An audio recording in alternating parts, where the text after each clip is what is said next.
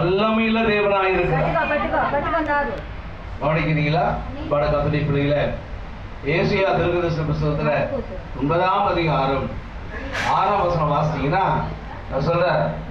ஏசாயா தீர்க்கதரிசன புத்தகம் 9ஆம் அதிகாரம் 6ஆம் வசனம் வாசிங்க. நமக்கு ஒரு பாலகன் பிறந்தார், நமக்கு ஒரு பாலகன் பிறந்தார், நமக்கு ஒரு குமாரன் கொடுக்கப்பட்டார், நமக்கு ஒரு குமாரன் கொடுக்கப்பட்டார், கர்த்தத்துவம் அவர் தோளின் மேல் இருக்கும், தோளின் மேல் இருக்கும், அவர் நாமம் அதிசயமானவர், அவர் நாமம் அதிசயமானவர், ஆலோசனை கர்த்தர், ஆலோசனை கர்த்தர், வல்லமையுள்ள தேவன், வல்லமையுள்ள தேவன், நித்திய பிதா, நித்திய பிதா, சமாதான பிரபு எனப்படும். கவனிக்கிறீங்களா? ஆண்டவருக்கு 5 விதமான பெயர்கள் இருக்கிறது. அதுல ஒரு பெயர் தான் வல்லமையுள்ள தேவன். அல்லேலூயா.